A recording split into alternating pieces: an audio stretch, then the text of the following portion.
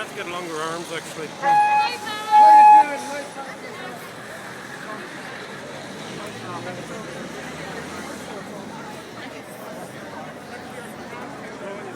The terms of sexual violence that they use. We wanted to protest and to call for a truly independent inquiry into the behaviour of the Gardaí.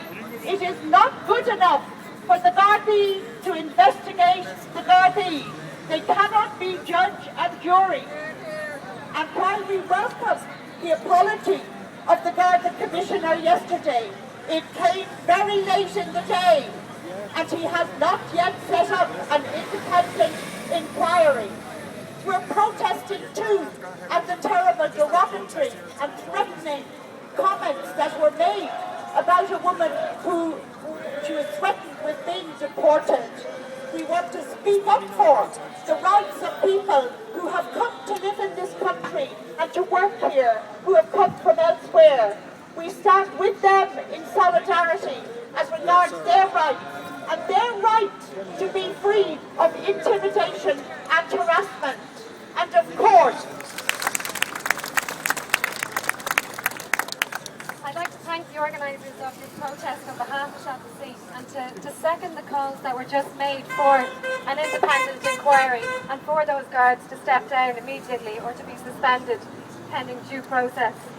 On behalf of Shelter and on the women who were spoken about on that tape, I'd like to thank everybody who came out here today. It's great to see so many people here, and it's really important to thank everybody who has shown such strong solidarity over the last week. Both to the women who were involved and also to the whole community in Mayo, who are living with the constant pressure and threat of those Gardaí. Your support is appreciated and it's very, very important. What emerged on the tape this week has absolutely shocked the country.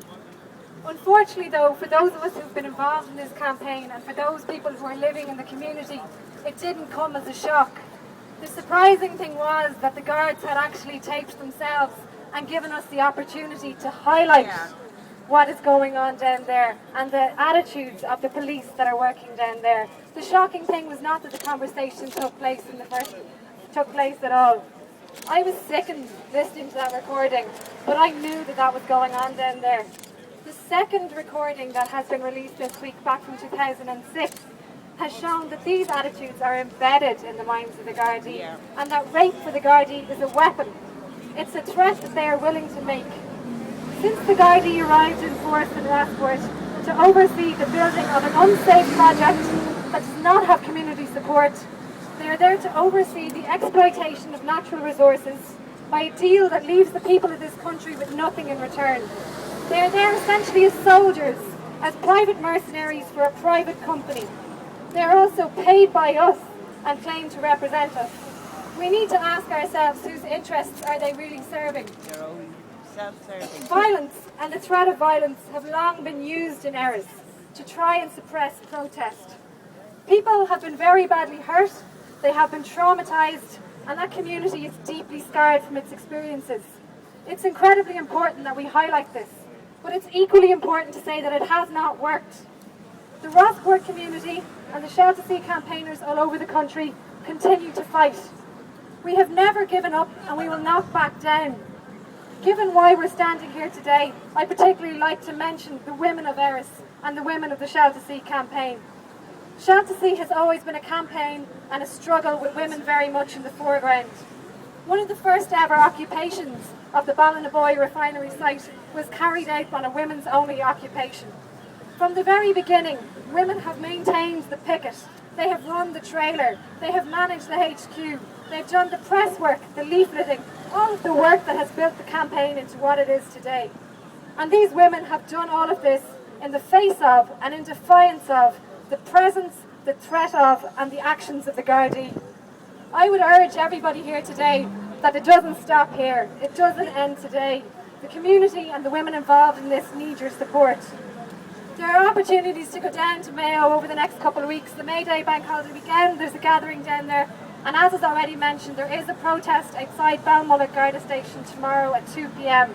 It's in support of all men and women who have suffered harassment by the Gardaí. And if there is any way you can attend, your support would be really appreciated.